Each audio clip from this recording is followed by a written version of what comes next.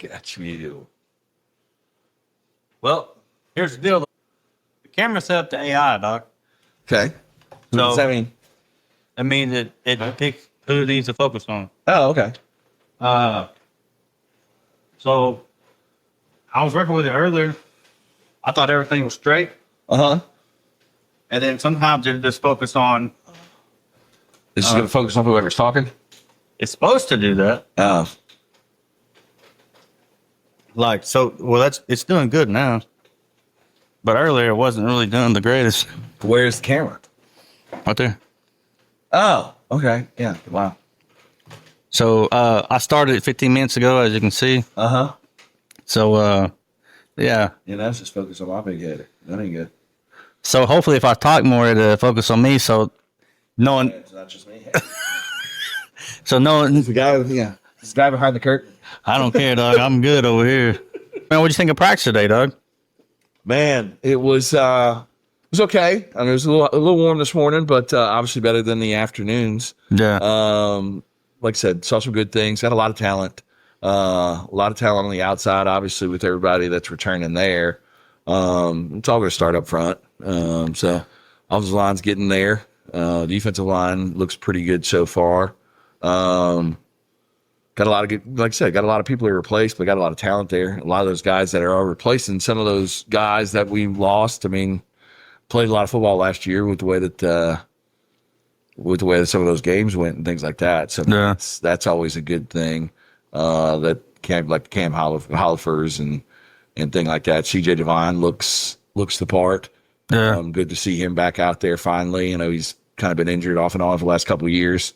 Kind of like I said, a little bit of work in progress at center, but I think one of those guys will step up. And then obviously Hudson and Jackson, with as much playing time as they got last year, they look pretty good. No. So a lot of it's going to start up there. Caden looks really good. I seen you having a conversation with him at practice earlier. What was that about? Yeah, I was just talking to him. I mean, obviously, playing the position for as long as I did through high school and college, kind of know some of the things that goes on in the quarterback room and things like that. And Trace and I, we talked about a lot of things last year too. So just kind of bringing him along a little. If he's watching this, he'll probably yell because roll his eyes or whatever. Because all I usually talk to him about is his footwork. Yeah. Because his arm is there, the talent is there. And I mean, as a young quarterback, you think about your arm, you think about all that kind of stuff, but I mean, your feet is where everything starts. Yeah. So I'm constantly, kind of staying on him about his footwork and stuff like that. So like I said, if he's watching this, he's probably rolling his eyes like, I know. I know. But yeah, just stuff like that. Just little things, talk about ball placement, things like that. Because like I said, I mean, he's got a ton of talent. It's awesome to watch the ball come out of his hand. The way he moved, like I said, he's moving a lot better in the pocket. But time will tell. I mean, like I said, he last year kind of missed some time with the collarbone situation. So like I said, just trying to pump him up and kind of give him some advice, things that I see while I'm out there at practice. Because it's one thing to get advice from other people. I don't want to overstep like coaches or anything like that by any means, but Trauma understands that I played the position and things like that. So, just like I said, just kind of giving him some confidence, kind of telling him, hey, right here, when that guy's over top like this, let's think about maybe a back shoulder throw or just little nuances of the position and things like that. But more of it is just, I know what you're going through, just kind of being a voice. And that's what I told him too. Hey, if you ever want to watch film with me, you ever want to, do any of that type of stuff, I'm here for you and call me if you need me and things like that. So more just kind of, pumping him up, building that confidence. Cause like I said, I mean, he hasn't started a game yet as a high school. Some big shoes to follow. Big shoes to follow. I mean, obviously Trace had the career that he had all those, broke all those records and started God knows how many games over his time as an Owl. So, I mean, tough shoes to fill. So like I said, just kind of giving him somebody else to kind of lean on outside of the coaching staff. Yeah. But like I said, I mean, time will tell. I mean, he hasn't got hit in a while. Being quarterback and all that kind of stuff, you don't get hit at practice. So that back end, first time he gets hit or the first time he throws, I mean, because inevitably he's going to throw an interception. It is what it is. So like I said, I mean, let's see how he bounces back after those. So just kind of talking about little things like that. And then just talking to him about, hey, man, you're the guy. I mean, it's a little bit different when you're in the huddle and you're looking at the 10 other guys and making the calls and all that kind of stuff. It's one thing when you're, a scout team guy or whatever, but I mean, it's another thing on Friday nights when you're the actual guy. Yeah. Sometimes, rightfully or wrongfully, quarterbacks get too much of the credit when you win, and rightfully or wrongfully, sometimes you get too much of the blame too. So a lot of what he and I talk about is more of the mental side of it, and that stuff, not necessarily the technical side of it, but. Well, as a quarterback, though, I mean, the mental side's probably the toughest part of it, though, right? Yeah. I mean, you can get a ton of kids out there that can throw the ball, as far as he can and what. Because he gets every touch. Right. Every touch he gets the ball. And like I said, I mean, that's part of it. I mean, part of being quarterback is, being that leader. I mean, it's one of those positions where you have to be a leader. Yeah. No matter what. I mean, and Caden's not the most vocal kid on the team or anything like that, but I mean, just be in that position, and that's what I told him. I mean, everybody's looking at you now, whether it be the team, but also the parents, the fans. And like I said, I mean, sometimes you get too much of the credit and too much of the blame, but it's par for the course, and you kind of get used to it as a quarterback. But I think he's ready for it. Like I said, he worked hard this summer. I know he went to some quarterback camps. He did real good on the 7-on-7s that I was at, and then talking to the coach staff, he did great there too. So super excited for him because I know he's kind of sat there. And I mean, we talked about it a little with the coaching staff. I mean, when you think about it, everybody on our schedule last year outside of maybe Tuttle, he probably would have started for other than us. So, I mean, the talent is there, no doubt about it. So I'm really excited for him and the opportunity that he has in front of him. And I hope he takes it and runs with it and does as well as we all hope he does. And at the end of the day, I mean, there's a ton of talent there. Yeah. He's got a great arm, live arm, super athletic, can move around in the pocket pretty well. Like I said, don't want to probably see him run too much because don't want to get him injured or anything like that. But he has that ability, probably a little bit more than Trace, to be honest. If things break down, to kind of get outside the pocket, maybe pick up 15, 20 yards.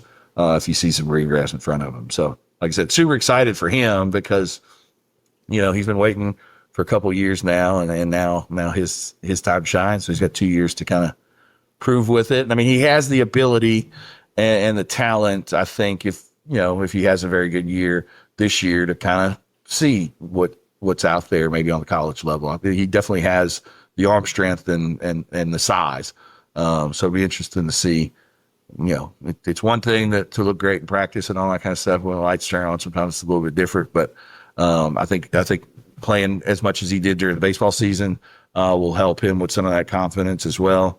So, like I said, really excited for him and really looking forward to watching him compete and take over the reins of the team. What do you think about the trust level, right? So, like in any sport, there's always that trust. Either trusting your ability or trusting the people that's you're playing with, right? So, losing 2 D1 linemen, right? Now he's new at his own position, right, starting, right? What is that dynamic like? I mean, I think he's fine. I mean, like I said, he's played with a lot of these kids his entire life. Exactly. So I mean, Hudson's going to kick out to tackle there. Hudson's played a ton of football. I mean, he's only a junior, but he's been starting since he's a freshman. Yeah. So I mean, he's got a ton of game experience under himself. And I mean, Hudson's a great kid to kind of be the anchor and that leader of that line. Same thing with Jackson Deal, playing a lot of football last year. CJ Devine has just kind of unfortunately had some injuries here and there. But I mean, when Hudson stepped in as a freshman, I mean, the thought was that CJ was going to be that guy in that position. So, and he looks like he had a great summer. He looks the part of a potential D1 lineman. And then, like I said, I mean, you've got Cam did a great job last year when he filled in for Shea. Yeah. On that side.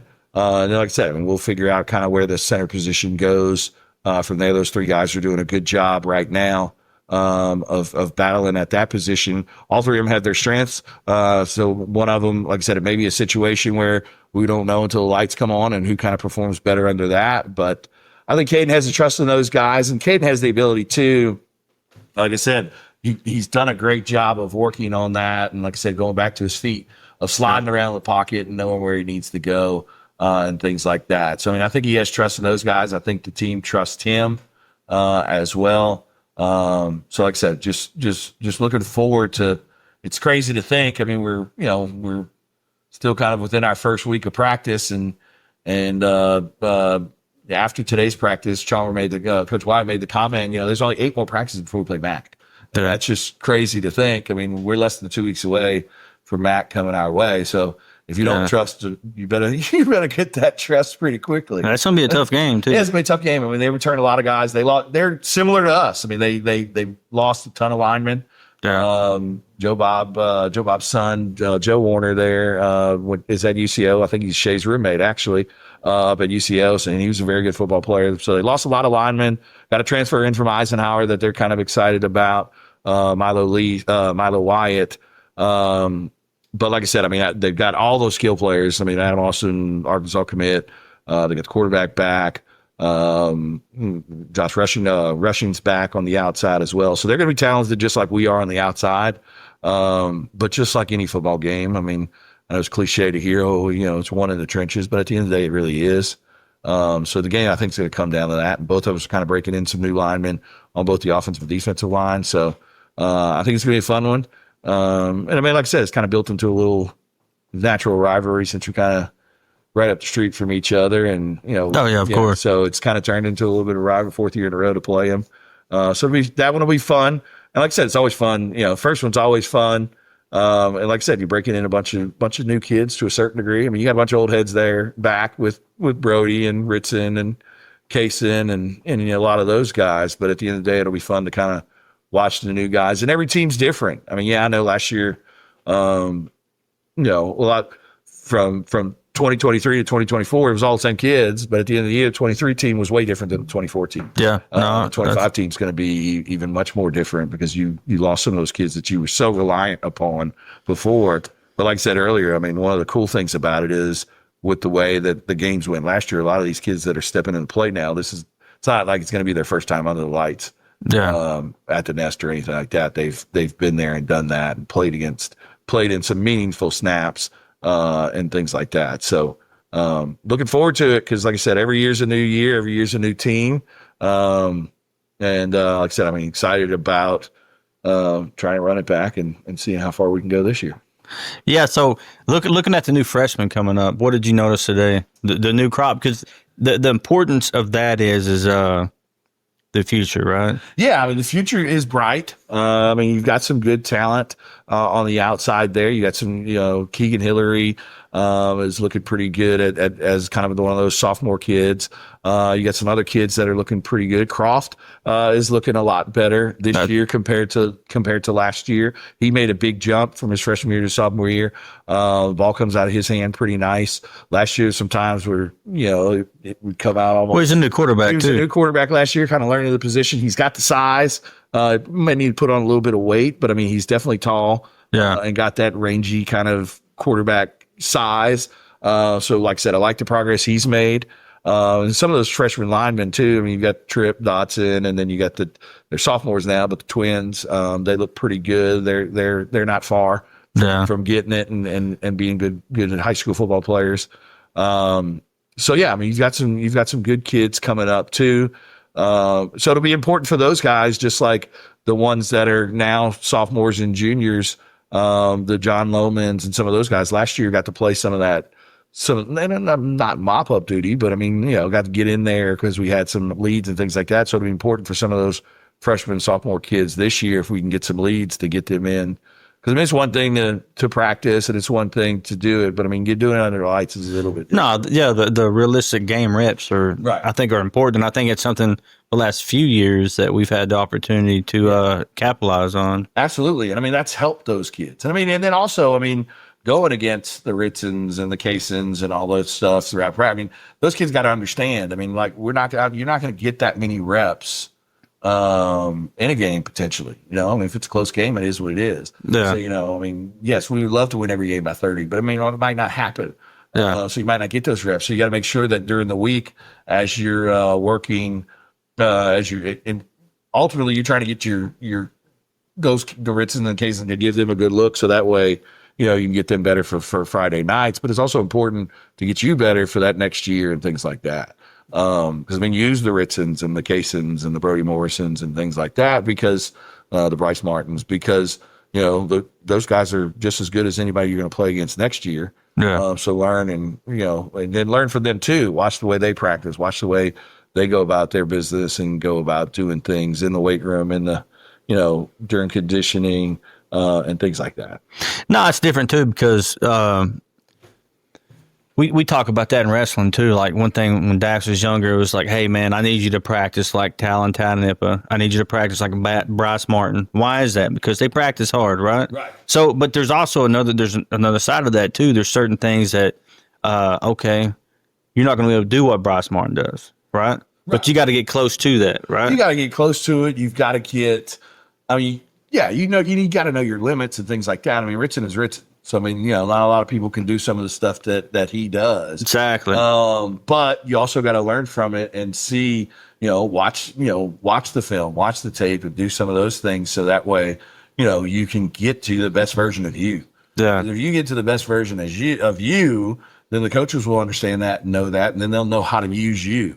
Yeah. You talking about trust a few minutes ago. I mean, the coaches have to trust you to get in the game. I mean, if they can't trust you, if you're not working hard at practice, then, to get in a game is a privilege.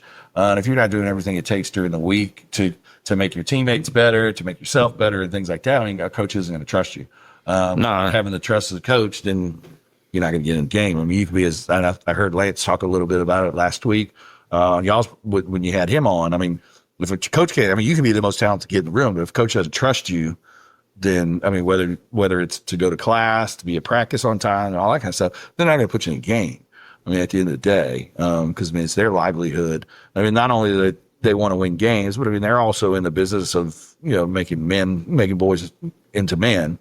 And I mean, they've got to trust you just as much, as your teammates do too. Yeah, man. One of the best quotes, and I can't remember where I heard it from, is the best ability is availability, right? Yeah. So if you're not availability, if you're not getting the grades, Right. you're injured every week. It is what it is. But the reality of it is availability is the best ability. Yeah. Availability and accountability. Yeah. Those two, I mean, are so important in sports and in life as general. I mean, we always talk about how football is a life teacher and whatnot. And at the end of the day, when you learn, there's things that I do in my business and the things that I do out in the community. I mean, all of it relates back to team sports and football, dealing with adversity and, overcoming obstacles and things like that. I mean, so like I said, I mean, for a 14 or 15-year-old, I mean, when I was 14 or 15-year-old, I wasn't thinking about, I'm going to use this when I'm 43.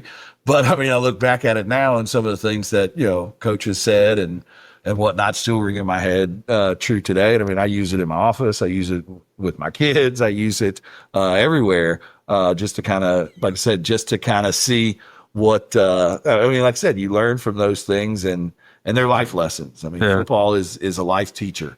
And in all sports, not just football, but I mean, football especially, just because it's not an individual sport. You got to have all 11 working together to make a play work.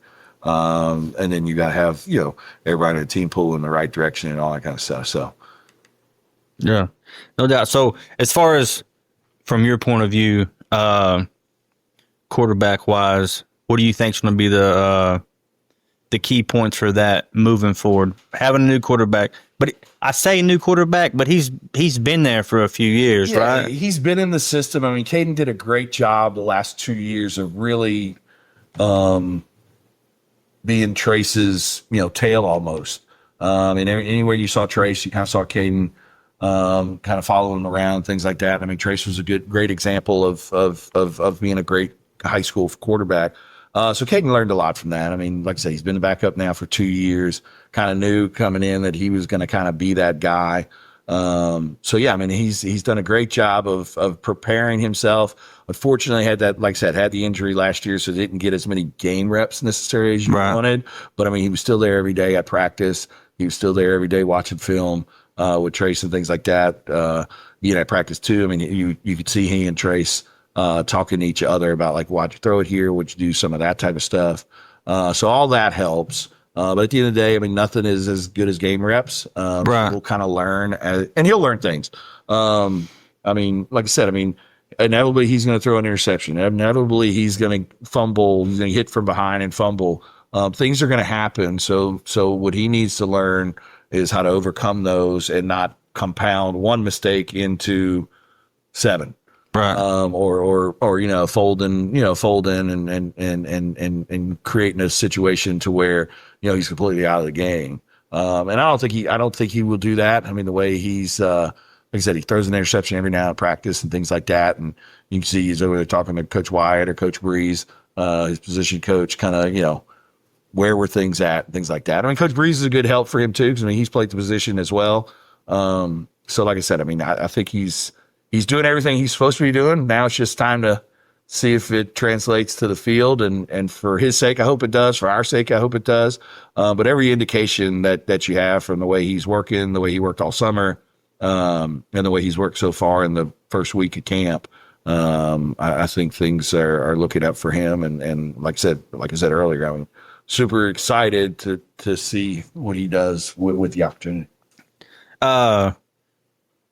Sorry to put you on the spot, but like as far as when it comes to kickers, do we know anything about what's going on with kicking this year? So we got some new guys there. Croft looks like he's potentially going to be our punter. Yeah, he can go. Yeah, so he has a punt on, dog. He always has, man. Yeah, I mean he's he's got that kind of wiry frame, and can kind of still flexible at that age and all that kind of stuff. So he put some out there today that were pretty good. Looks like Kaysen was also kind of punting out there as well. I can't remember. I hate to say this, but I can't remember the kid's name that was kicking today. Made some extra points. Like I said, we don't rely on our kicking game a ton. We have it in the future, in the past. As long as he can get in there and make some extra points, and like I said, make sure that 6 always turns to 7. That I think that's Chalmers happy there. If we can, like I said, maybe get to 25, 30 yard range. Last year even with Delgado, I mean, we didn't really kick many field goals. I mean, that's just not. Yeah. It's not a big deal in high school football to a certain degree. That's just not something that we've been accustomed to. But like I said, if you can turn 6 and 7 every time, that's all that matters. I hate that I can't remember the kid's name, but like I said, he looks like damn, what is his name? I used to coach the kid. He's a sophomore, right? Yeah, I think so. But like I said, looks like Kaysen's kind of hold as well. So everything kind of looked fine there. So like I said, I mean, and then at the end of the day, I mean, we had some kickoffs today. We kind of usually kind of sky it or angle kick it or whatever. Because I mean, our kickoff team in the last couple of years has been phenomenal. Yeah. With all those guys and most of those guys that did that last year were the sophomore group, the Jocknos and all those guys are still kind of being on that kickoff team. So like I said, today when they were working on kickoff, he looks like he was angling it to the right direction and things like that, and it's kind of getting him fairly deep. So no, he's a soccer player. He's a soccer. What kid says? Yeah, I can't think. Who could we call right now? You think that would pick up? That would be like, hey Dax. Hey, what's the sophomore kicker name? You play football with him. Thanks, Dax. I appreciate it, buddy. You're my favorite son. Who could we call? I feel like we got because the 4th and 6th graders are up there. So most of the coaches are probably watching 4th and 6th graders were up there about to scrimmage Washington today. So you think Hill would know? Huh? You think Hill would know, or just call Chalmers? Call Chalmers. Yeah, Chalmers would know for sure. Obviously. No, but at the end of the day, I mean, like I said, if we can make 6, 7 every time, then we're calling right now. Then we're doing good. Phone a friend. I hope he picks up. What's up, man? Hey, dog. Hey, me and Vincent's doing a podcast, my man. And you're live on air. You're live, my man. Hey, happy to be here. Hey, I love you, man. Sorry I didn't get to talk to you today, man. I was limping around on the field, dog. I was, I don't know. I was trying to figure out how I was going to get out the way if something come towards me. Yeah, you made a business decision there. I like it. It was a good one, man. It was, I don't know. I was terrified, to be honest. I limped out there to say hi to Vincent, and then I was like, all right, man, I got to get off this field, man. Yeah, too much going on. You know how it is. Hey, man, we was talking about kickers, man. I couldn't remember all the kickers' name. That there was the sophomore kicker y'all have. Will Steincypher. Steincypher, yep, that's it. We're just call him Will. We're just calling Will for now on, dog. Perfect. Hey, man, anything you want to bring up while you're on the phone call?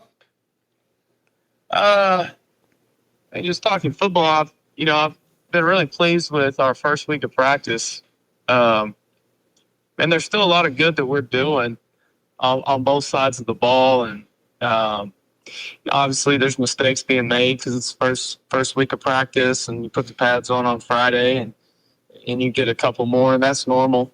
But I think it was Tuesday, we had a not great practice, and we just challenged the team to come back Wednesday, with better energy, better effort, and all those things, and they responded.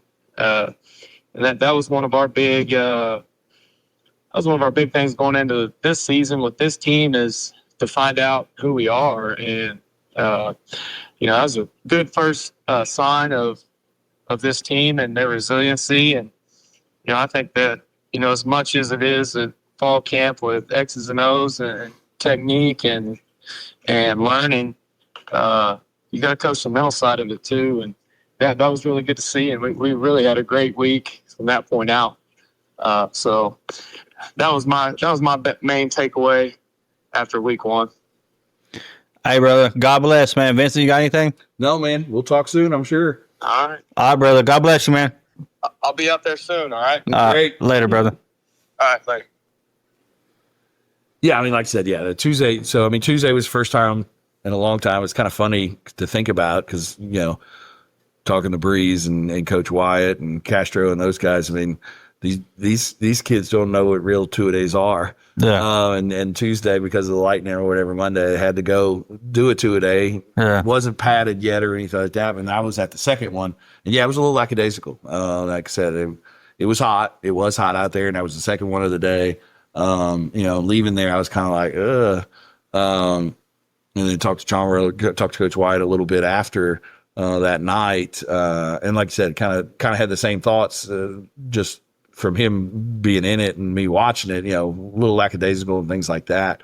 Wasn't there though Wednesday and Thursday and Friday, but from all indications from talking to the coaches, and then obviously kind of reiterating that with what Coach Wyatt just said. I mean, they answered the bell and came back. And like I said, I mean, the one cool thing about Oklahoma high school football is, I mean, yeah, you want to go undefeated and you want to win every game you have. But I mean, those first three games, you're kind of learning your team, especially in a situation like we are in this year where we're placing some pretty big pieces that played so much over the last couple of years. I mean, these games, at the end of the day, I mean, do they matter? Yeah. Because, I mean, they matter on your record, but they don't really matter on your playoff seeding and things like that. So we can kind of tinker with some things maybe and kind of figure out who's who and what's what.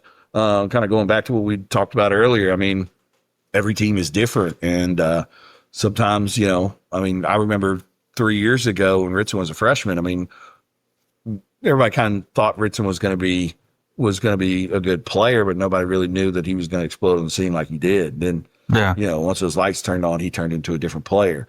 There's so there may be some kid out here that, we think has some talent, this, that, and the other. And next thing you know, the lights come on and you're like, whoa, okay.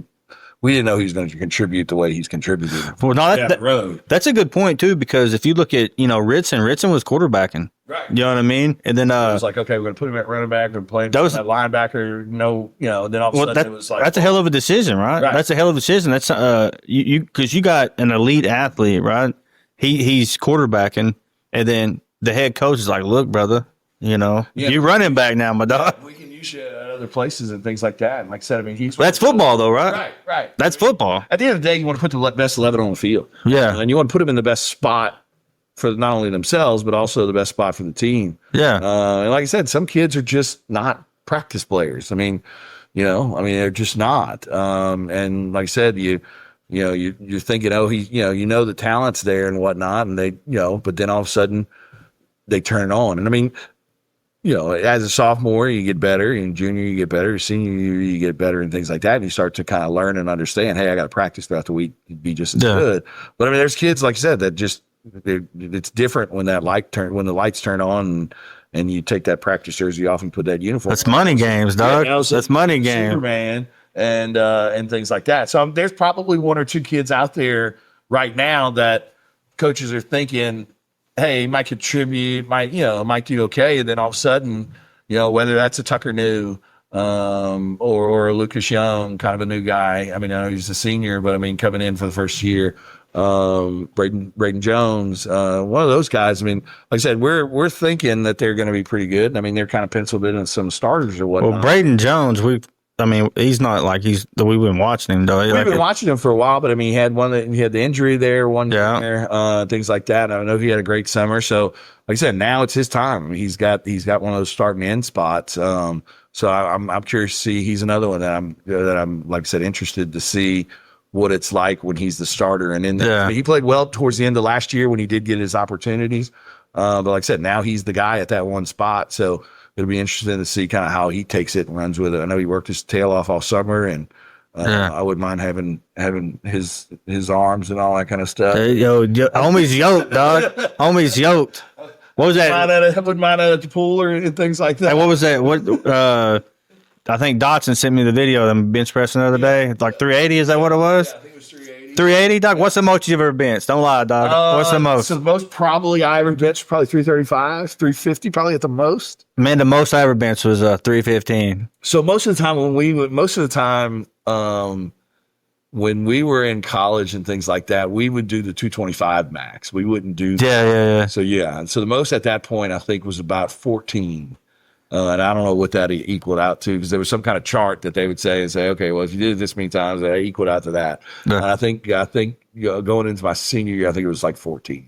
So I hope nobody's listening. Like anybody that Coach Hill probably going to tell me I'm fucked up, but like, so I hated having spotters. Like we was talking about this on the podcast, man. Like I hated having spotters. So I stopped maxing. I would just go for reps, man. Right. Just go for reps and then just one more. You know what I mean? Because I just when I got to the gym, dude, I won't put the AirPods in or headphones. I didn't want to talk to nobody, man. Don't be talking to me. Well, but I mean, that working out is a little bit different than football working out, with teammates and all that. Yeah. Because I mean, usually kids don't have their music is blasting too. Yeah. Hyping everybody up and yelling and screaming and this, that, and the other. Big T's another one too. I mean, hey man, that dude come out of nowhere, dude. Yeah, I mean, he's hey, his dad's name's Christopher, by the way. I call him wrong. I was calling him wrong name on the last. I think I called him Mike. I have a cousin that's named Mike. He's Kiowa and he's from Anadarko too. So I got them mixed up. They're both big dudes anyway. Yeah, Big T today. I mean, like I said, I mean, he reminds me a little of the guy on Replacements.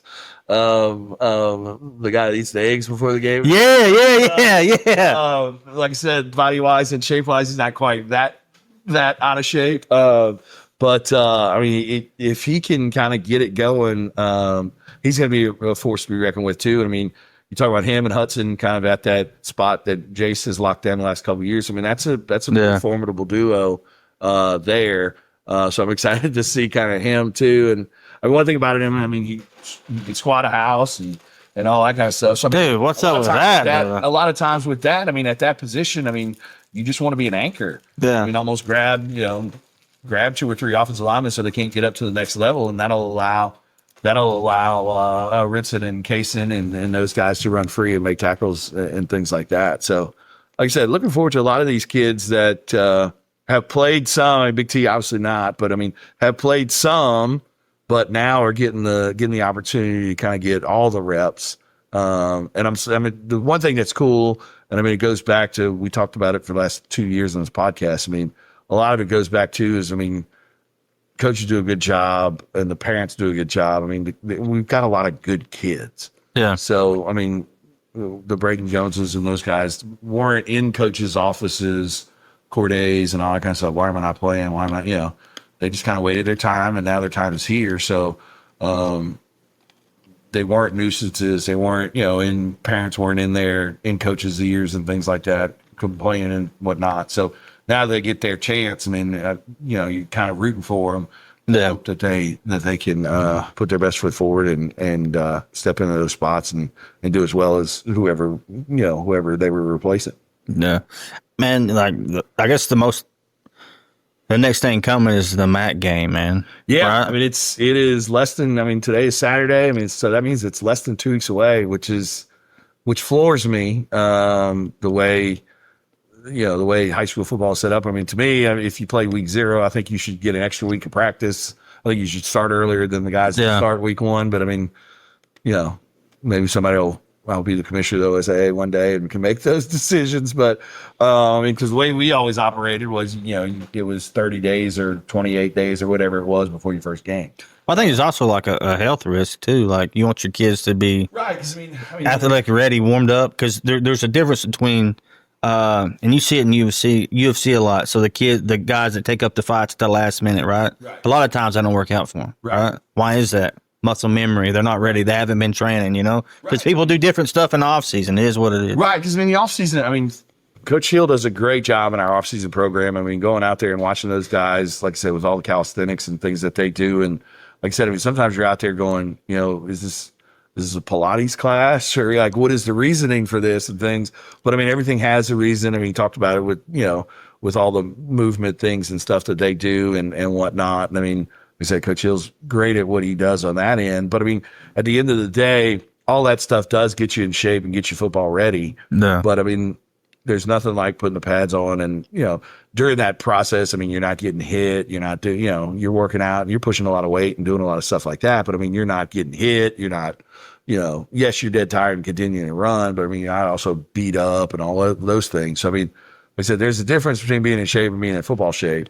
And like I said, I mean, the goal for the coaches, obviously, probably in this next week, is to really push them to get into that football shape. They'll probably get hit some, and then obviously Friday they'll have the scrimmage against Bethany and Guthrie, which will be fun to watch as well. And then that following week, I mean, your game week. So you got to start game prep. I mean, and by Thursday, I mean, you're going to have walkthroughs and things like that. So I mean, yeah, there's 8 practices left, but there's probably, including the scrimmage, you probably only got 3 or 4, maybe 5 days left of actual full, contact, hard hitting and things like that. So the MAC game is going to be around the corner. It's fun. It's always a fun game. I mean, like I said, we talked about it earlier. It's turned into a rivalry. I mean, obviously we won the last 3, so I mean, they're coming in hungry and wanting to try and knock us off, because I'm sure we'll do something, before the game related to the state championship and all that kind of stuff. So, I mean, last time we were on the field, we're, holding up a trophy. So, Mac will want to probably come in and ruin our championship ceremony night or whatever you want to call it. And like I said, they're a good football team. They've got a ton of talent on the outside, especially with Adam Austin and rushing and the quarterback's back. But Gunner Tate, not Gunner, but whatever Tate brother now is over there. So like I said, it's going to be a tough game. Probably one on the schedule is one of our toughest. Them and Newcastle in the non-district are probably some of our toughest. Don't know much about what's going on in our district this year. I mean, Weatherford's usually always pretty good, but I know they lost a lot. It'll be, like I said, it'll be a tough game. It's a rivalry game. I know our kids, nothing against those kids. I mean, our kids really don't like their kids. Their kids really don't like our kids. But yeah, it'll be a fun one. Good to have it in the nest. We like, there's no place like it. Eric Sherham the other day said it. We had our OSN meeting with all our color guys and play-by-play guys. And Eric said it. He kind of was playing some highlights from it, and he said, you guys from the city, because I mean, we've got 13 schools now, and probably 6 or 7 of them are up in the city, Midwest City, Carl Albert, Bethany, Jones, and some of those guys. And he said, hey, I know all of us play on Fridays and have to do our games, but if you're ever off on a Friday, you need to go to a game at the desk, because she said, I've been doing this for 20 years or whatever, and there's no place louder and no place more fun. So that's kind of fun when, like I said, when the opposing, I know he's not a coach or anything like that. He's an analyst like I am, but it's kind of cool when somebody from the opposite side says that about your home field. So hopefully we can get the nest rocking and rolling like we did last year. And like I said, that helps the team a ton. Yeah. I mean, I know sometimes fans, or get a little crazy and whatnot, but at the end of the day, I mean, they do help the boys. I mean, there's nothing like be sitting on that sideline and looking up and hearing everybody cheer and yell and scream. It gives you a little bit extra. And it's from motivation. It's from top down. Adrenaline. It's top down right now too, from high school football to youth football. Yeah. You know what I mean? It's top down. Yeah. You was there at the the Super Bowl, Super Bowl last year. You know what it is. You know what I mean? Right. I mean, it was pouring down rain, and I mean, half the homestands were completely full. Today, I mean, the 4th and 6th grade was going to have a little scrimmage against Washington, and it was right when we were kind of wrapping up practice, and they were getting ready to come out. And you look in the stands, and I mean, they were still 20 minutes away from playing, and I mean, you looked up there, and I mean, half the stands were full. Yeah. 4th and 6th grade scrimmage. Yeah. And I mean, that's a cool thing that Coach Wyatt and that coaching staff is building. We've talked about it the 3 years we've done this podcast when he's building a program and things like that. And we finally got over that hump of, winning the whole thing. So good things, usually when that happens, I mean, good things are there to follow. Well, it's the trust. People, and there's a lot, like you got new football players this year. Why? Because they won a state championship last year. Right. Well, maybe I should be playing football. You know what I mean? I mean, who knows? I mean, like to Lucas Young, I mean, he's a senior now, and I mean, he's done some good things so far. He's looking pretty good at tight end, moved him to outside. Now, Lucas Young, he's tall kid, right? Tall kid, yeah. Yeah, okay. Yeah, him and Tucker yep. kind of looking pretty good out there at the tight end spot, along with the other Deal brother. Like I said, I mean, who knows? Does that kid come out if we're 3-7 last year? Probably not. Yeah. We won state. I mean, so everyone kind of wants to have a piece of it and a part of it. And like I said, but I mean, but it's top down. I mean, the school has a great reputation. I mean, Superintendent Mraz does a great job with the school. I mean, they have a great reputation as far as schooling goes. I mean, the baseball team made it to the state finals. I mean, Levi did a great job with them. I mean, softball team's going to be good again this year. Got a new basketball coach, so got some energy, got some life and energy going on there. Ryan did a great job with the basketball program the last couple of years. We got a new guy in there now. So like I said, it's the band always does everything that they do. I mean, every year, all you hear about is them winning another track. Track had some guys go to state as well. So, I mean, we've talked about it the last 3 years, but I mean, it really is a cool time and a good time to be an Elgin Owl. And like I said, I mean, this is the new year of it, the 25-26 version of the school year. So it'll be interesting to see how all our teams do and how all of our extracurriculars do. And like I said, I mean, Elgin's starting to kind of make a name for itself throughout the state. I mean, I run around the state doing some of the political stuff that I do in Lawton. And I mean, yeah, I'm attached to Lawton because that's where my business is and stuff like that. But when we live in Elgin and some people know me through OSN and this podcast and stuff like that. And it's cool because, I mean, they're like, man, cool things are happening in Elgin, and it's like I said, it's recognized throughout the state. And it's a pretty cool thing to walk into a room and be like, yeah, I'm from Elgin. And they're like, oh yeah, y'all are great, this, that, and the other. It's a pretty cool time. Can you talk about the changes you're having this year with OSN? Yeah, so we've got just one. So Sadie's going to be back with us doing camera again. Chris Balvance is going to be back doing camera, doing the producing and doing the computer work. Not sure about Joe yet. Joe did do all the sideline stuff for us during the playoffs and home games. Not sure if he's going to be able to do it this year or not. We'd love to have him back, and he probably will do a game or two with us here and there. But Glenn moved to Texas. Glenn's from Dallas, Fort Worth originally, got an opportunity down there. He and his wife moved back to Texas. So Billy Palmer is coming back. Well, it's not coming back, but I mean, will join me in the booth. He and I did Cash together when I used to be on the other side of the Wichita Rivalry. We won't hold against you. Yeah. So he's from Ada originally. Can't remember. He played football in high school, played baseball in high school as well, in that area. Knows football well, was great. We had a great rapport when we worked together, at Cash. And last year he didn't do it at all. So when Glenn, called and said, hey, I'm moving to Texas, can't do it this year. I called Billy and said, hey, I know you retired. I know he's actually the assistant, girls soccer coach at Eisenhower as well. And I said, hey, I mean, I know that you retired from broadcasting and whatnot, but we'd love to get the band back together and work with you again. And so he agreed. He was at practice today, got to meet the coaching staff. Like I said, knows football, loves sports. So he'll be fun to work with in the booth.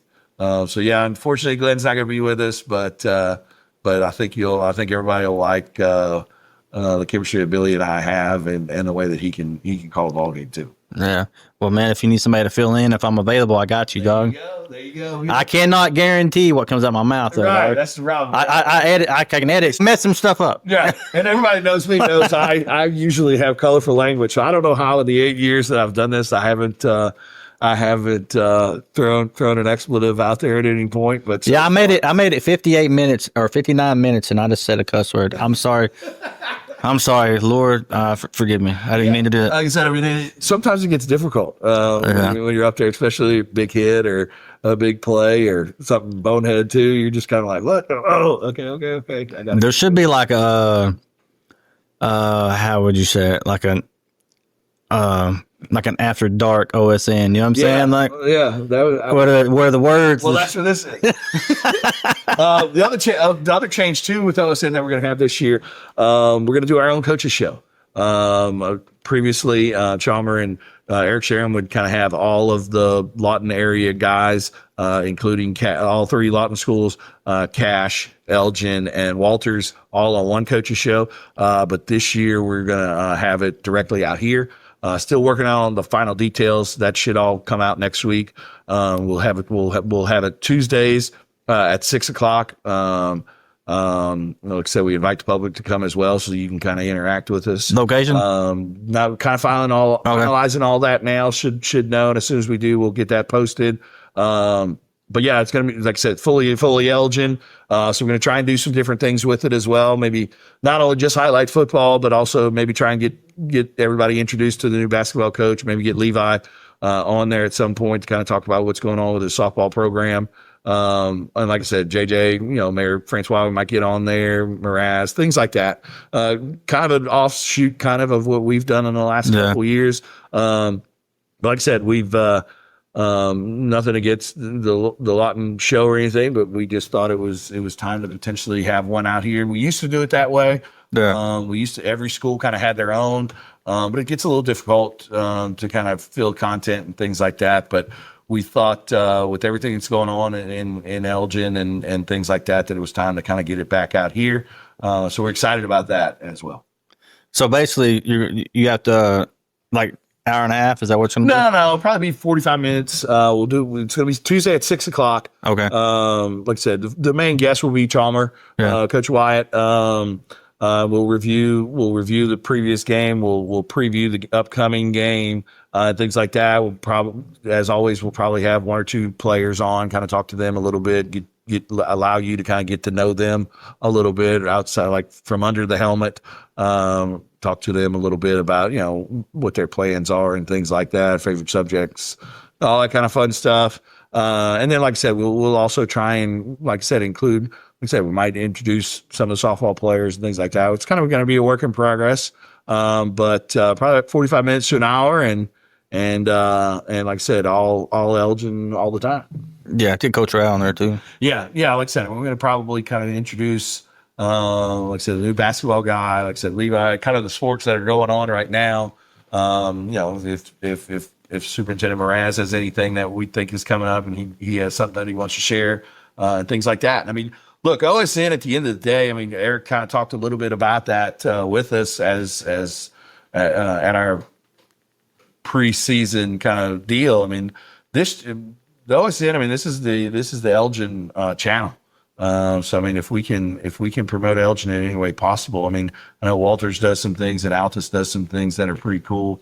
Obviously, we have to have the talent and the people to go out there to do it. But I mean, they do some cool things, throughout the year as well, broadcasting, some plays and little things like that as well. So if anybody out there is interested, I mean, obviously it's got to be school related, but if anybody is out there interested in, wanting to do more with OSN and the Elgin channel, just reach out to me and we can try and see if we can make it work. Like I said, look, when the baseball team made it to state, we were able to get some of those games on for those guys so not everybody could travel up to Spolpa.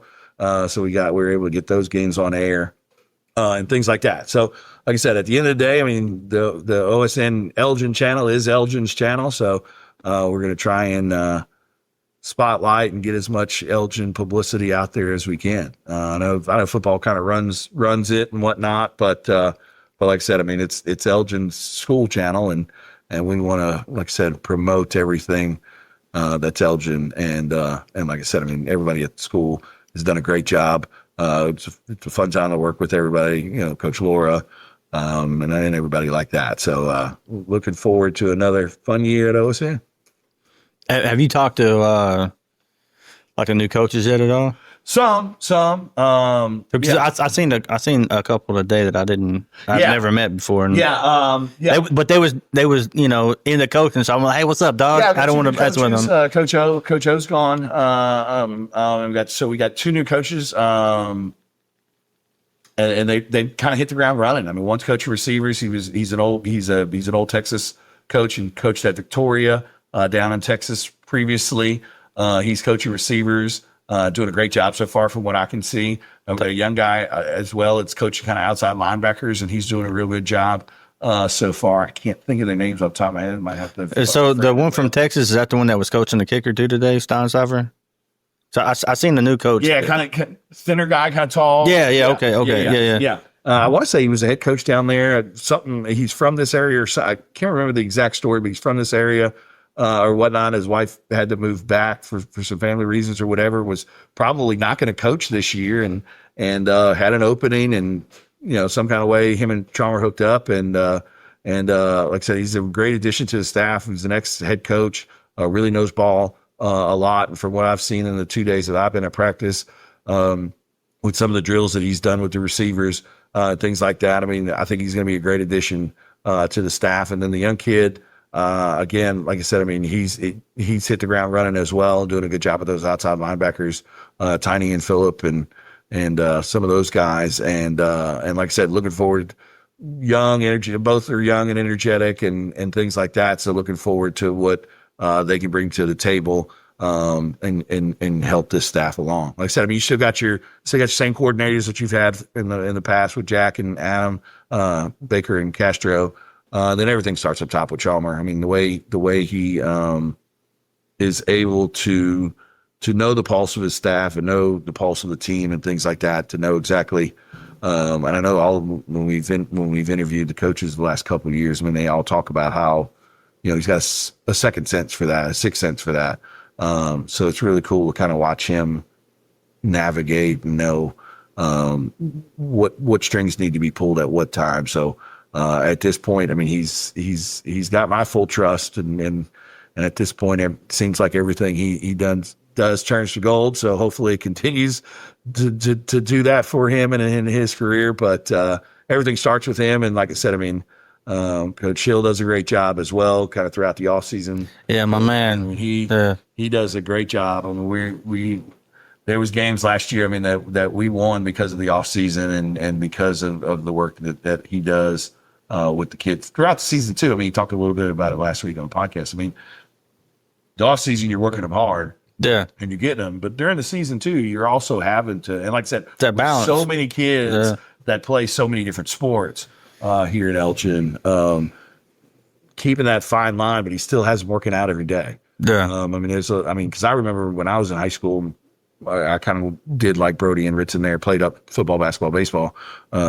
Ritson, I understand, does the wrestling side of it, but I mean, I never worked out. I mean, because I was always going to the next sport. So, yeah. I mean, and I went to a Catholic school and things like that. So we didn't necessarily have a seventh hour where you can just kind of work out and things. So, I mean, and I was behind a little when I got to college because I'd really never, I never really touched weights and things like that. I mean, looking back on it, I wish, that would have been in place.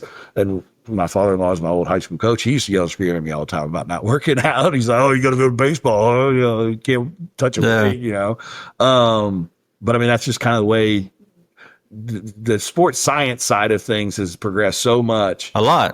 Yeah. I mean, now college programs have staffs of 10 or 15. I mean, 20 years ago when I was playing, I mean, you had a strength coach and maybe one assistant. But now some of the guys, one of my center from North Alabama is now the strength coach at University of Washington. And I mean, he's got a staff of, 10 or 15. So, I mean, the sports science of things and all that kind of stuff has really changed. but I mean, everything about it. I mean, not that it was a pastime 20 years ago, but I mean, to a certain degree, I mean, now it's a football's a way of life. And I mean, it's a 24-hour a day, 7-day a week, 365-day a year deal. Like I said, it's pretty cool to see how far everything has progressed and come. No, it is, man. And I think, multi-sport athletes, right? They have to figure out the balance. So like if you're a wrestler and it's football season, like what do you do to get ready for wrestling season during football season, right? Like how do you figure that? But you have to figure it out. Now, I'm not saying everybody has to. Like some people just got gifted, talented. You know what I mean? Right. But some people have to put in a little extra work. But like you said, I mean, it's a different shape. I mean, it's a different, running around a basketball court is different than running around a football field. Yeah. And then, baseball. I mean, everything is a little bit different. But Lance does a great job. Like I said, I mean, just talking to him, I mean, obviously he's passionate about it. I mean, you could hear it last week in the way he talked about it, which is cool. Because, I mean, sometimes you get a coach that does it because, hey, I get another stipend and, we're going to go in there, we're going to do some, we're going to do 3 sets of 10 and we're going to do this and we're going to get out of here. But Lance has a passion for it, which is great for our program. And he's not stuck in his way either. He's constantly learning. Like if you talk to him on the side, like he will talk to you about stuff that he's read, other people he's talking to, this coach, that coach. He's not stuck in his way, man. He's always progressing, trying to learn more. Well, you can tell too, by the way, that he talked about it last week. He said, well, last year's team, we did things a little bit differently because, of whatever reasons. But I mean, this year's group, we felt like we had to do this, and this. Yeah. So I mean, it's cool to hear, like you said, he's not stuck in his ways. I mean, it's what's best for the program today. Yeah. If we need to make adjustments, then we're going to make adjustments. Just like game plan. I mean, you go in thinking, they're going to run cover 2, and then you get out there and they run cover 3. Well, we got to flip quick. Yeah. You can't just continue to run plays that are going to beat cover 2 when they're in cover 3. So Lance does a good job of kind of switching that too. Like, hey, this group, they're a little tight in the hip. So we're going to work more, hip movements and hip rotations and things like that. But like I said, all that helps a ton. Yeah. And it helps a ton too, because I mean, if you really look at it the last couple of years, I mean, we've had some freak weird injuries, but we haven't, knock on wood. I mean, and a lot of that's sent us back to the flexibility work that he does and all that kind of stuff. We haven't had those big, ACLs, torn Achilles and things like that. Yeah. And a lot of that stems from the work that kids put in and the trust that they have in Coach Hill. Oh, man, I talked to me and Coach Hill did the podcast, and I didn't even talk to him about him because he's coaching wrestling this year. Okay. Yeah, he's gonna help with junior high wrestling. I didn't even talk to him about this shit. Oh man, I would love to see that. And then now we talked about that a little this morning too. Now he's got some Elgin kids running around too. Yeah, around Elgin as well. Yeah. So yeah, he's it's exciting times for everybody, and like I said, he's fun to talk to. He's about passion. Like I said, watching him during the summer is always fun, and then watching him condition the kids after practice is always entertaining as well. Yeah, man, he's out there slinging watermelons, my man. He pushes it enough. Like you said though, too. I mean, you get some of those guys that are only hard asses and just want to run you into the dirt and this, that, and the other. I mean, he knows when to pull. He knows when to pull and push. And like I said, that's part of the cool thing about it. And about the program as a whole. But it goes back, like I said, it starts with Coach Wyatt. I mean, he knows that Lance likes that stuff. And I mean, he knows that Lance is good with that. So, that's your baby. You run with it. I mean, it's my program, but at the end of the day, I mean, he trusts, his guys and puts them in the best position to succeed as well. So it's a fun coaching staff to be around. It's a fun group to be around. And like I said, everything kind of starts with Coach Wyatt and the way, he's just so good with people, and knowing what is needed.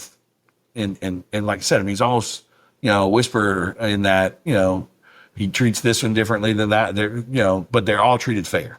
And he knows, what buttons to press and when to press them and things like that. And like I said, it trickles down to the rest of the coaches and they do a great job with the kids and then the kids respect them so much that we don't really have some of the problems that some of the other programs have, I mean, a few bad apples can ruin the whole team quickly.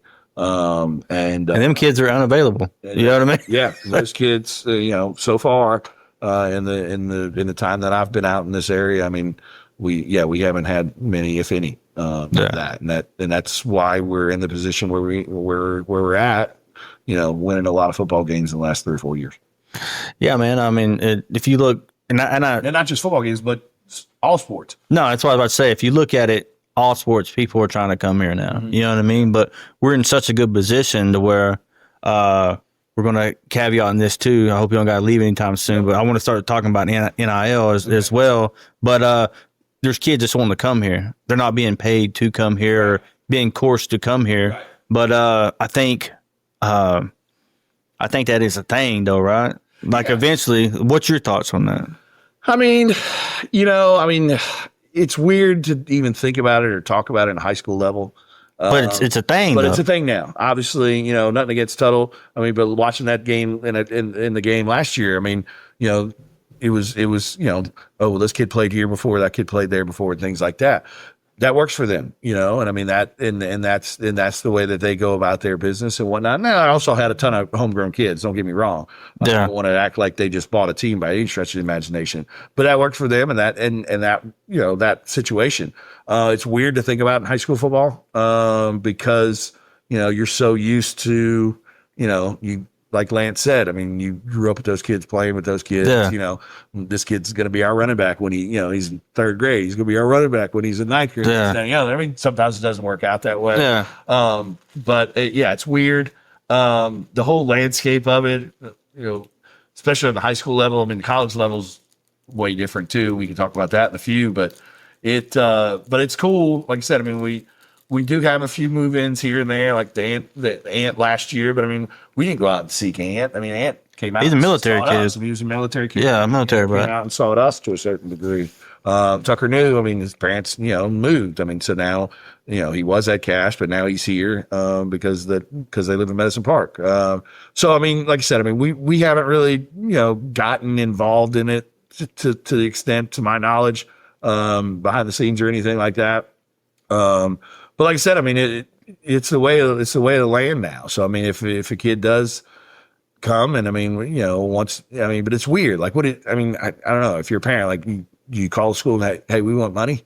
We want to come there. We want money. And there are some that do that. I mean, did you ever see Buford High School and was able to build a $62 million stadium for a high school football team. What's the legal? Is that legal though? Because did you see the episode? I was listening to a podcast and it was like Johnny Manziel, and he was talking about his dad was like, "Look, I'm going to need like a couple million for my son to stay here." Did you see that? Yeah. Like so, but back in those days, it wasn't. Yeah, I know, but technically, Johnny Manziel didn't have anything to do with that. If you look at it, right? Right. So is that like say me, Derek Bean, I'm going to go somewhere. Hey, man, my dad's to come wrestle for you. But he gonna need some money. Is that illegal? Like, am I gonna get Dax in trouble? How does that work? And I think that's the problem with NIL right now, because at the end of the day, NIL stands for name, image, and likeness, and it's not supposed to be related anything to your ability on the field or your playing time or how many touchdowns you scored, some of that type of stuff. I mean, the overall consensus of it is name, image, and likeness.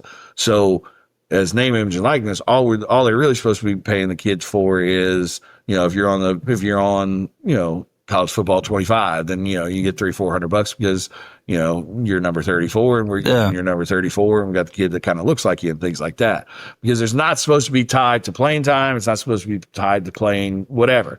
So like when the kid Quinn Ewers kid left Ohio State, he still was getting paid by Ohio State that first year at Texas because they used his name, image, and likeness. So I mean, and that's the problem right now that college is having is they went from, we need to pay the player. I mean, I'm all for playing players because, when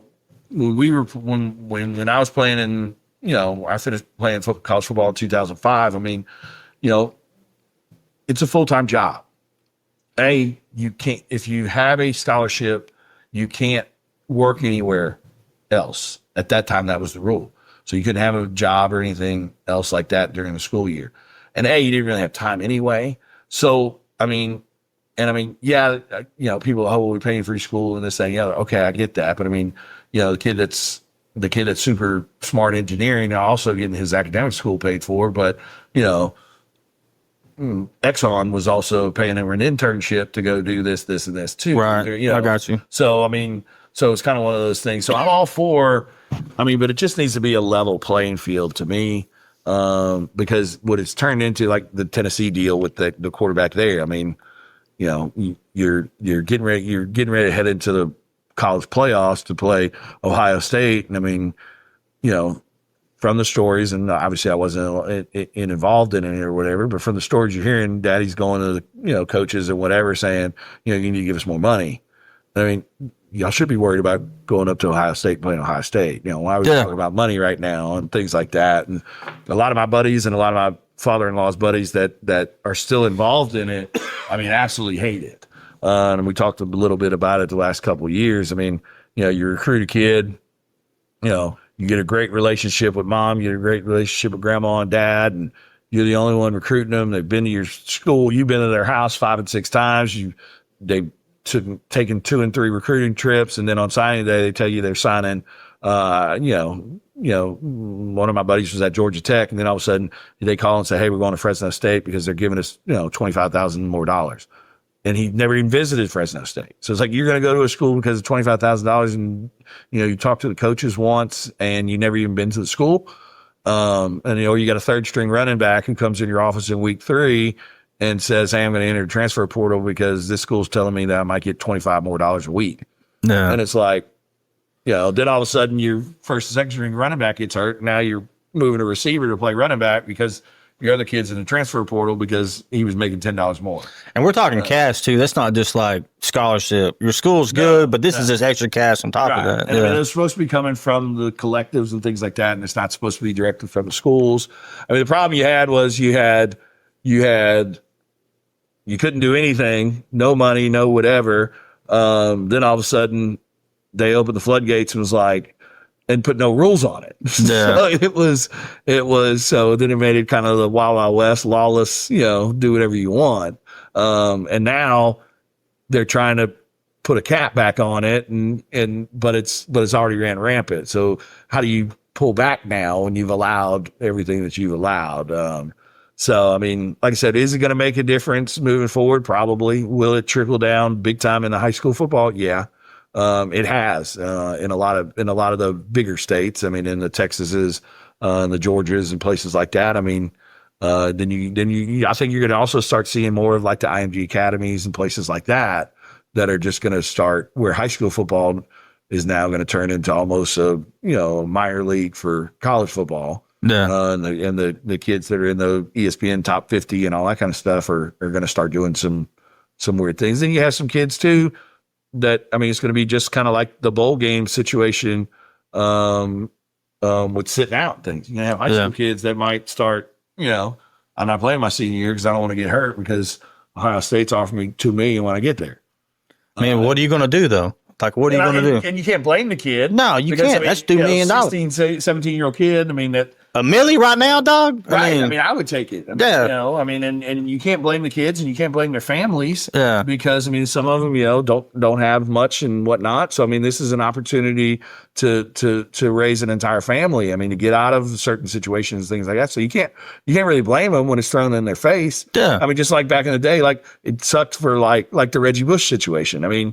He got in trouble because they gave him his trophy back, right? Yeah, they did fine. Yeah, his parents got a house and this, that, and the other. Who wouldn't take it? Exactly. You're offered it. Like, what are you going to do?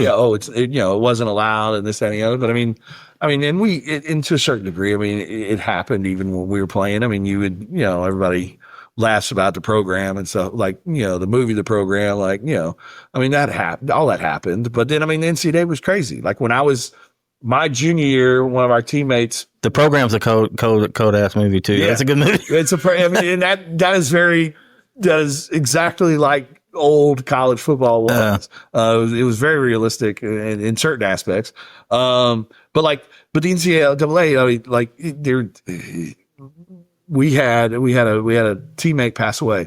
at one point in my career at a school that I was at, and a booster took one of the kids to a funeral for the kid, and he got suspended for a game because if he wasn't a football player, then he wouldn't and part of it was on the way to the funeral, they ate breakfast, ate lunch, and ate dinner. And he didn't, and they paid for it. And they paid for it. Yeah, that's and so he got suspended for 2 games for taking improper benefits. And at the end of the day, all he did was ride as a booster to a teammate's funeral.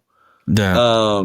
So like you look at stories like that and you're like, well, hell yeah, pay the kid, pay the kids because that's obnoxious. But then it's gotten to the point to where it's a lawless situation, and to me that's that's no different though than like parents helping parents out because wrestling, right? Right. There's a lot of times that people have taken my kid to go to a wrestling tournament, and I just didn't even think about to give Dax money. You know what I mean? And they pay for him stuff. They pay for his stuff. You know what I mean? I'm like, maybe I should have gave Dax some money, but I didn't think about it. They didn't say nothing. But what I returned the favor when I don't ask nobody, hey, can I get some money because I'm taking your kid? You know what I mean? It's just helping parents. It's just people helping people. I mean, that's part. Yes, people helping people, and I mean that's part of. I mean, we do. I mean, heck, our kids hang out. I mean, I've done it with your kids. You've done it with my kids. Yeah. I mean, your wife was our daughter's 2nd grade teacher last year, and there was times. We didn't bring lunch money or whatever. No. They're saying, hey, I gave you the $5, whatever. And I mean, according to the NCAA, back in those days, it was an improper benefit. Exactly. But now it's kind of like whatever. Person just need to eat. Right. And then, like you said, I mean, you look at like the Fab Five documentary you were talking about, the Johnny Manziel Fab Five one. Like that's what Jalen Rose said. Like, y'all are making millions and millions and millions of dollars. And the only reason we were wearing, black socks or whatever is because, we had church. We couldn't buy other socks, and they were church socks. That's those socks we had. Or, I'd go in there and you're selling my jerseys for $80 with my name on it, and I can't even afford it. Yeah. but you're getting all the profit. Yeah. So I mean, I think it's only going to get worse before it gets better. And I think at some point they're going to have to put some sort of, whether it be a salary cap or something. And inevitably, like I said, I mean, it has trickled down into high school football. But what's going to happen is it keeps trickling down. Now all of a sudden, what are we going to do? We're going to start, looking at a Jensen Meyer and be like, start recruiting them in 2nd grade, 3rd grade. I mean, why not? I know, but why not though? Like, right, why not? It's open now, so I mean, yeah. Why not? What is the opportunity? Like, what is the opportunity? So, that is extreme though. I'm 2nd grade, but I mean, I can see a world where that is a thing though. You know what I mean? Like, and I know. Like Nike does it. Like, have you seen the documentary? It's with Shaq on Netflix, the Reebok thing. Yeah. Like, I didn't realize. Like, I guess it just didn't click. But like, Tuttle, they're Nike owned school, right? Yeah. So like, what? That's pretty much stops them kids from going to any Reebok function. You know what I mean? Right. Like that's what they're doing, right? So at what point do they look back and say, dang, Jensen, man, you're going to be a running back just like your brother. You know what I mean? No, I mean, I agree. Here's your money. What do you want? You know what I mean? IMGs and stuff like that. I mean, yeah, the IMGs and some of those places, some of those private institutions or whatnot start recruiting kids in 5th, 6th grade. Yeah. So, I mean, it's going to eventually start trickling down there. And I mean, but the thing that scares me about it, honestly, is, I mean, 16 to 20-year-old kids, truly don't need, not that they don't need it, because that's a terrible way to look at it. But I mean, ultimately what's going to happen is going to breed into some sort of issues. I mean, you saw it with Baylor basketball back in the day. I mean, they beat the hell out of a kid, kill the kid or whatever to get the money and whatever else. I mean, something's going to happen to where we're going to have to look at this a little bit differently. And I mean, I hate to think that way, but I mean, when you start making these things public, I mean, that's like, last year with the ring of burglaries for everybody that was playing on Monday Night Football. I mean, you start publicizing, Joe Burrow's playing this way. And I mean, I know where Joe Burrow's house is. And well, he's not there. I'm going to go break into his house. I mean, that's kind of what was happening last year doing that. Yeah, man. Starting 16 to 20-year-old kids in a locker room. Yeah. And, you have some bad apples here and there. And I mean, I know that my teammate's getting a $2 million check and he's going to bring that cash into the locker room. then I mean, bad things are going to start happening. I mean, and I hope it doesn't. I hope it never gets to that extent, but I mean, more than likely it's going to. And I hope that's not the thing that says, okay, we got to calm down with this or whatever. But I mean, now that it's out of the bag, it's hard to put it back in. But I mean, kind of going back to the Elgin side of it, I mean, we haven't really played in that space much or anything like that at this point. Could we get involved in it? You know, at some point you might have to, because if everybody else is doing it around you, I mean, you're putting yourself in an unfair advantage by not. Well, no, that's the thing, though. I believe it was Coach Breeze. I mean, them talked about it a little bit. You know, at what point are you hindering your program because you're not participating, right? Because at the end of the day, I mean, yes, it's all about raising, you know, your boys and girls into men and women and things like that. But at the end of the day, it's also about wins and losses. No, it is, and plus, I mean, this. I hate to sound like a recruiter here, but this is reality. And like, if you look at our coaches, we got God-fearing coaches. They're teaching our kids the right thing as well. You know what I mean? So like, if so-and-so is getting paid money, you know what I mean? His teammates, you know, they got leadership in that, and not only in the locker room, but as coaches, that they're probably not looking at that stuff, but it's going to come up. You know what I mean?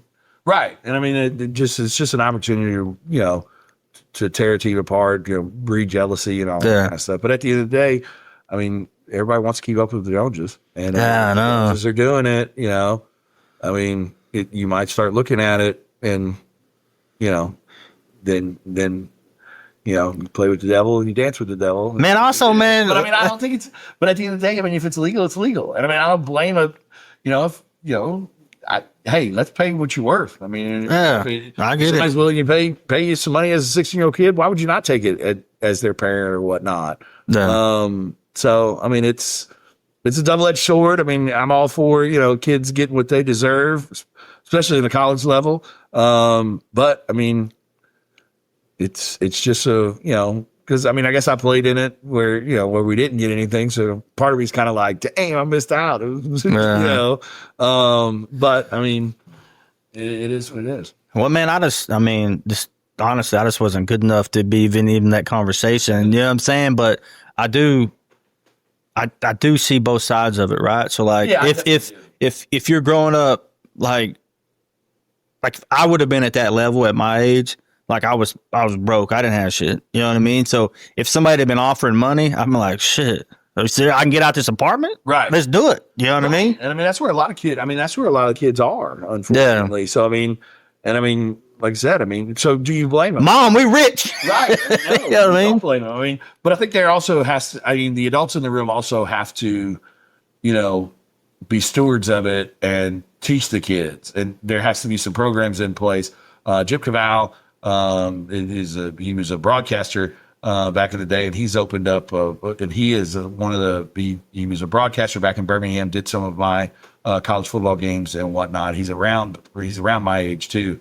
And he's opened up a couple of businesses related with NIL and things like that. And his goal is to not only, you know, get what the kids deserve and get as much as they can, but he also, part of his is also to teach the kids business aspects of it. And, you know, you're making $2 million now, but you're torn ACL away from never getting that money again. So how are you going to invest it? How are you going to do, you know, teaching the kids, you know, what to do with the money and how to be responsible and things like that. Because, I mean, it's one thing, you know, you have a 16-year-old kid. I mean, we talk about it all the time on life insurance through the insurance business. I mean, if you buy a life insurance policy, you know, for a young kid, it has the ability to transfer to the child at 18 or 19. And I always tell parents, click that button no.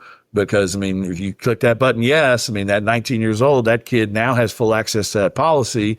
And, you know, it's built $1,500 up in it. You've been paying on it since the kid's 2 years old, 3 years old. It's built $1,500 up. If he gets you know, something in the mail that says he can come and cash this thing in for $1,500, he's coming in and cashing it tomorrow. He's going to the bar and saying, hey, drinks on me.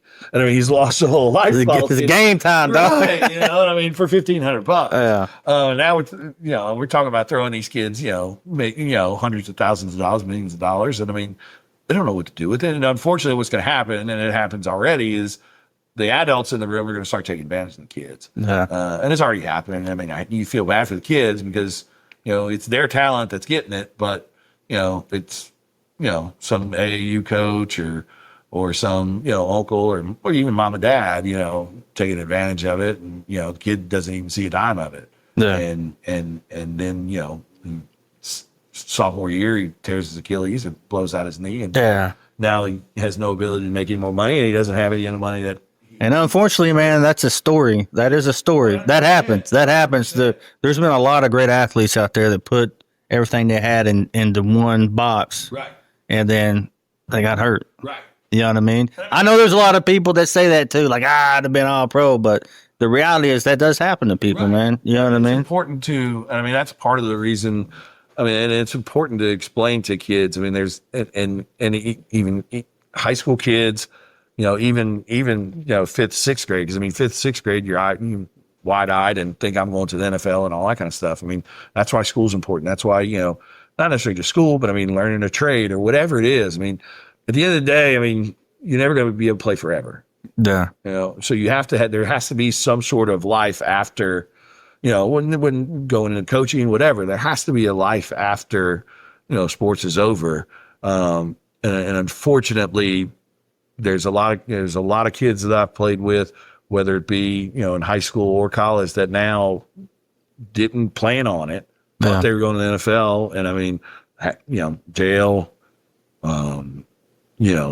Some of them had passed away, been murdered, whatever else, because they didn't plan for life after it. And once it happened, they didn't know what to do. So it's important for us as adults to teach, and be mindful of that and remind kids, the statistics are stupid and crazy.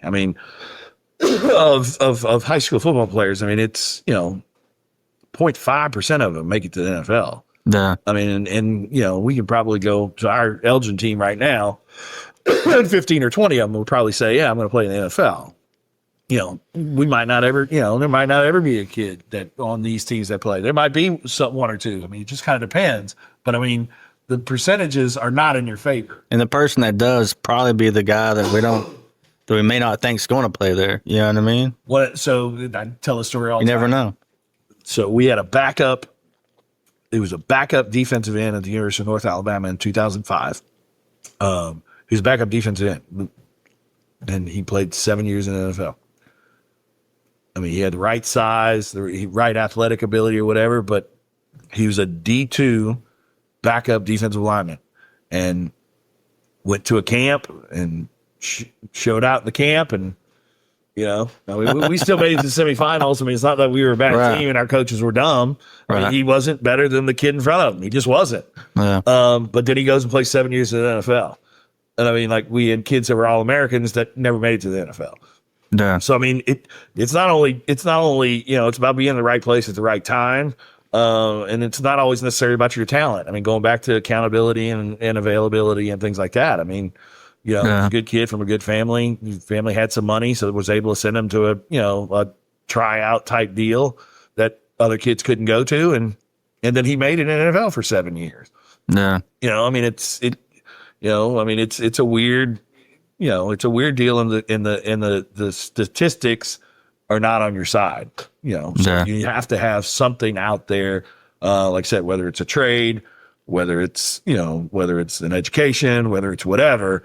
You've got to have something ready for life after sports. Amen, brother. What do you think about the setup? Other than the green screen, not green screening, what do you think about it? Yeah, go Irish.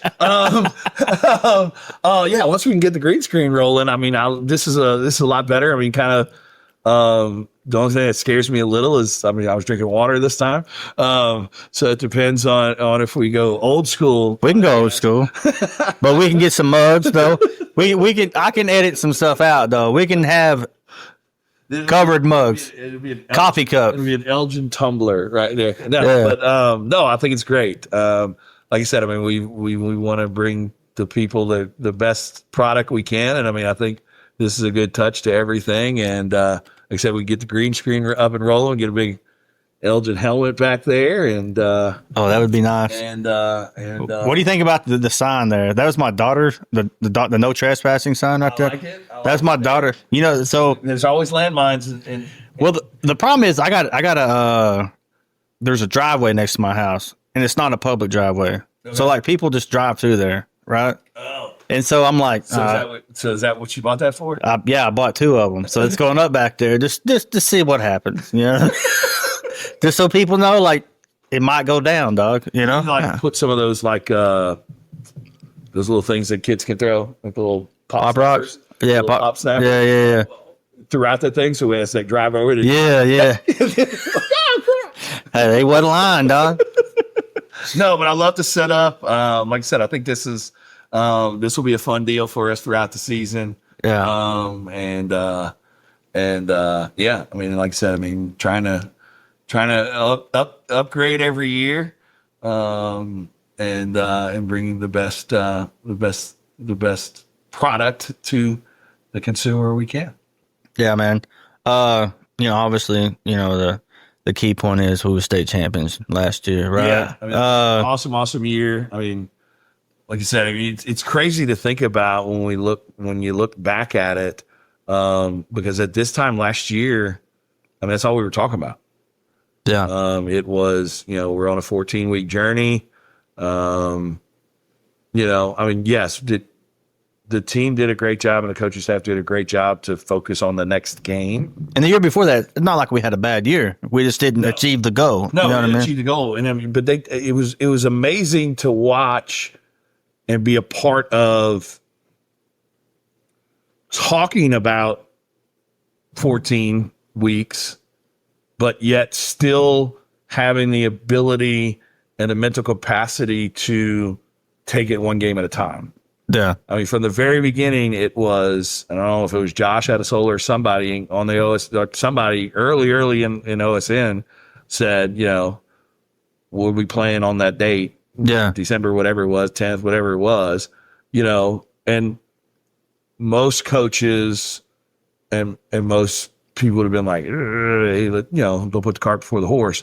But we put the cart before the horse, but yet we still had the ability to micromanage and say, the next game is Weatherford. The next game is Clinton.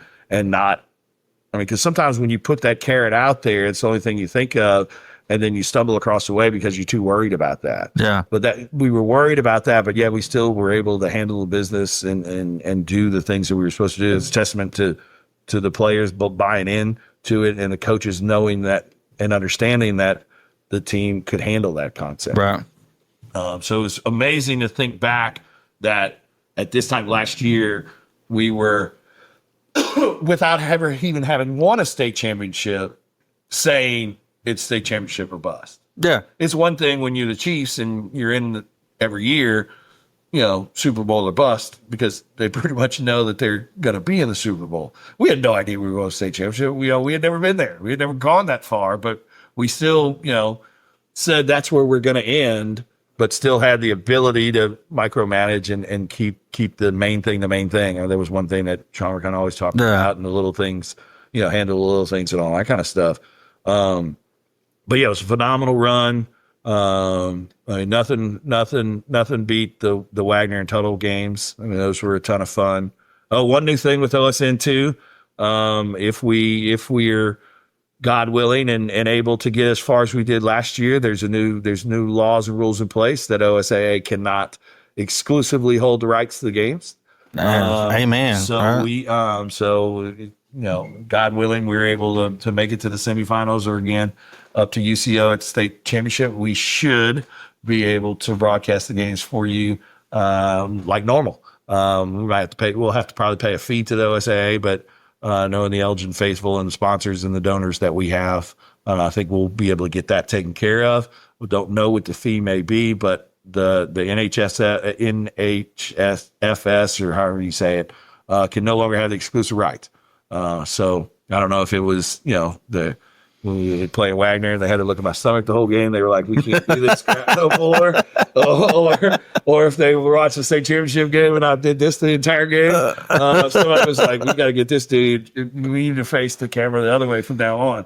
But whatever the reason is, like I said, I always say, the Oklahoma House, state senators and the House of Representatives kind of got involved and said they would say, hey, can't do that anymore. Yeah. So hopefully like I said, hopefully we're back where we were last year, and we can actually bring that game to you video wise, and that'll be a cool experience. But yeah, those 2 games were super fun.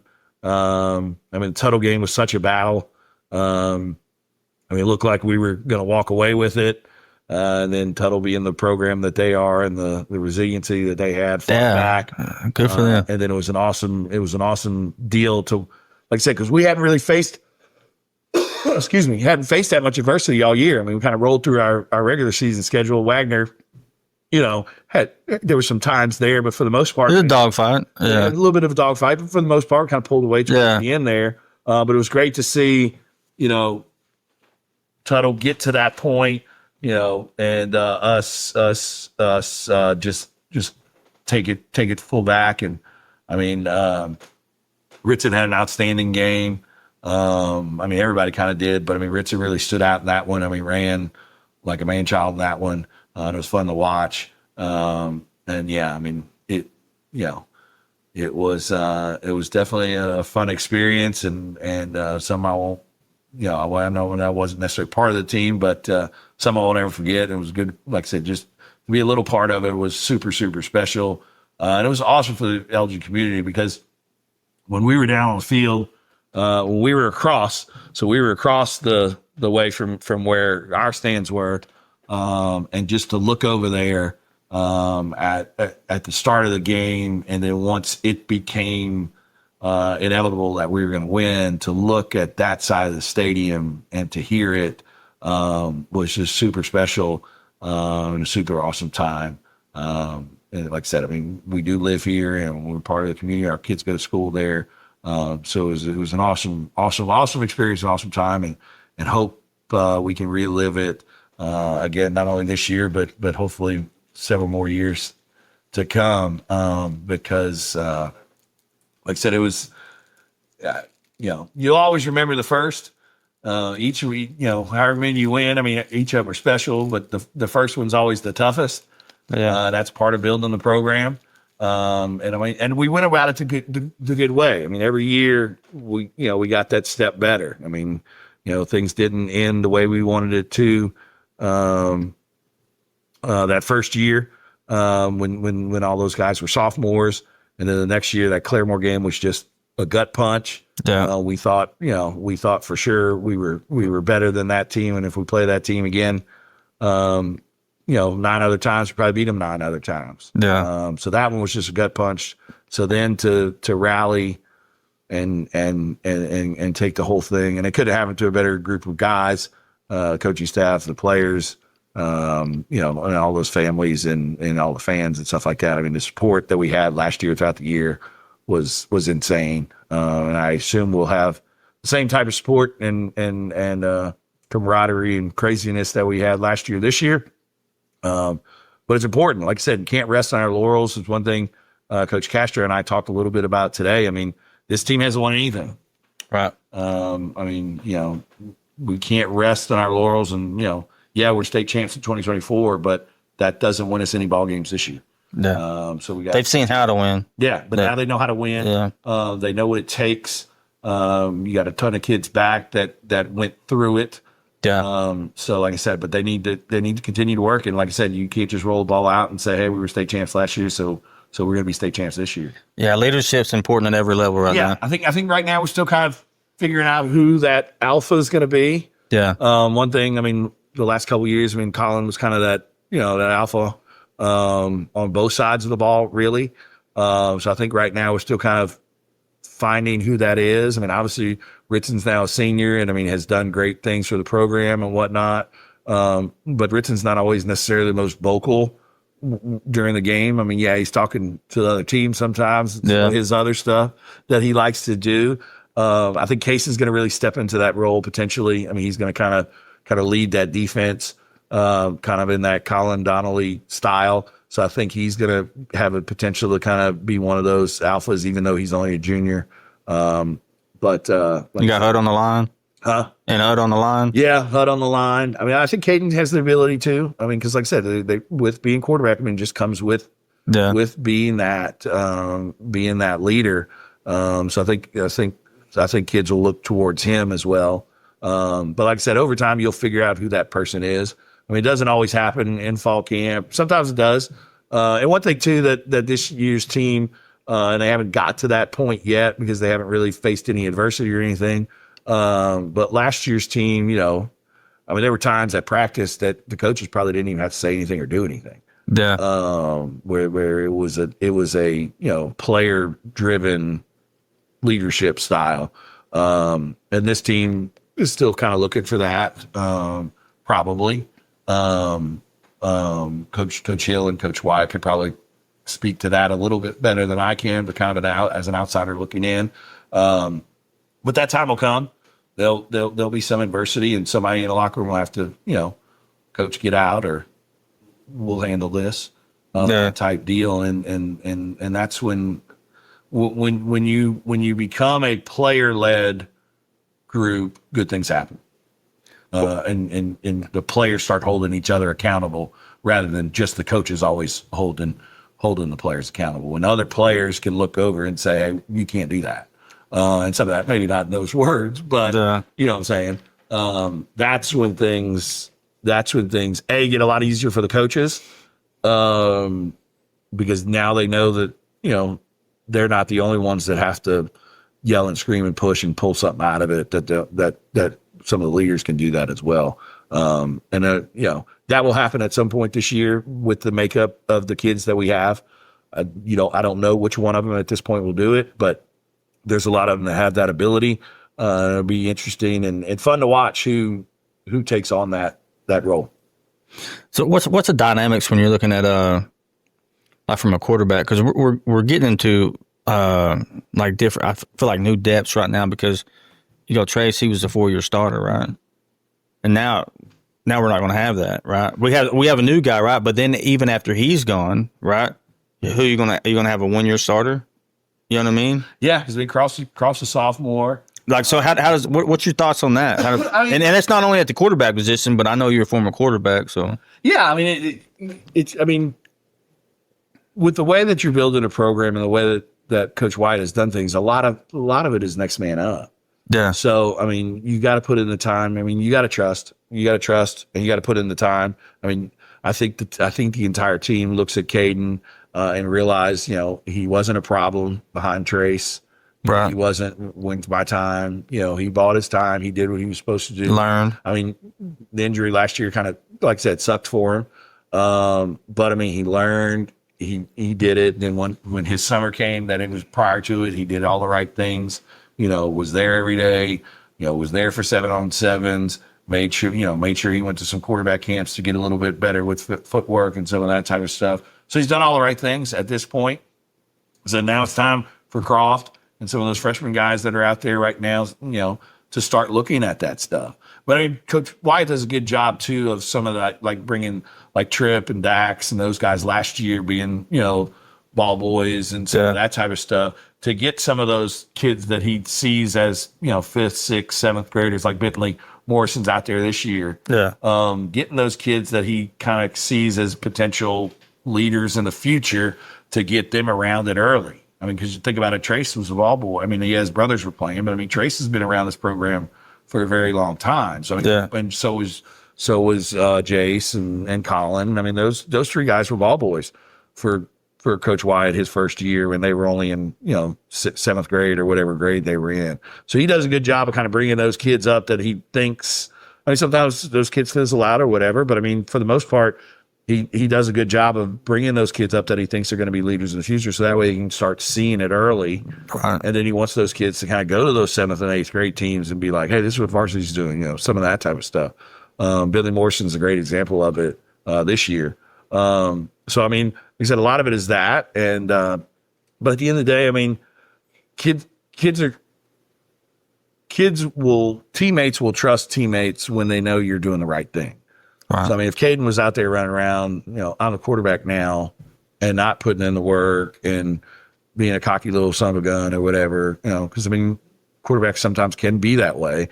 Then I think the team wouldn't respect him and want to follow him and things like that. And I mean, right now, from what you can see in the huddle and what you can see on the field in practice, I mean, they trusted him. The coaches trusted him specifically, but I mean, I think the players do too. So I mean, it's all part of teaching that next guy, having the mentality of next man up, but teaching that next guy, hey, this is going to be your show in a little while and some of that type of stuff. Yeah, man. Good leaders know how to follow too. Yeah. They know how to follow too. And good leaders breed good leaders. Yeah. No. And that's kind of how that goes. Man, now we're about 2 hours, dog. Final words, my man. You got to do some editing, that's for sure. Final words. Like I said, we're less than 2 weeks away from the first game, which is crazy to think because it doesn't. Part of me thinks Tuttle happened 2 weeks ago, and part of me thinks that felt like 3 years ago. Yeah. But just to think about, football wasn't here 2 weeks ago, and now 2 weeks from now we got our first game is kind of a crazy thought. But it's here. We're looking forward to the 2025 season. I think a lot of good things will happen this year as well. Like I said, I think a little bit more patience because it's going to be a little bit of a building process because of some of the stuff that you lost. But there's going to practices and things like that. There's so much talent still there and left in the cupboard and things like that. But the main thing I'm looking forward to, and the main thing is to get back in the nest and see all the fans again and see how rowdy we can get again. And then, like I said, those kids that we've talked about, some Tucker New and Caden Boletto and Braden Jones and some of those guys that are getting their first opportunity to be true starters, looking forward to seeing how they take that and run with it. And then, like I said, we're looking forward to that surprise. There's going to be one or two kids that, we had no idea, like I said, Hudson Begley 2 years ago, no idea as a freshman he was going to be as solid as he was. Right. But so looking forward to those one or two guys that are kind of completely off the radar right now. For me, at least, the coaches may kind of know who they are. But even the coaches might not even, know who that person is going to be yet. So looking for that, big surprise where you're like, whoa, this, whether it be a freshman or sophomore, but even maybe if it's a senior, that, has not done much in the past, or young kids too. Joey and Corday on the outside. I'm looking forward. Both got speed, dog. Speed. Yeah. Super, super nice in and out of breaks and things like that. So just looking for one or two of those surprises that make a name for themselves and really step up. But at the end of the day, football's back. It's the best season around. So looking forward to calling games, doing coach's show, and getting on a podcast with you, and doing all things Elgin Owl football and Elgin Owl public schools related, and having fun with it. Amen, brother. Yep. Go Owls. My man. My man.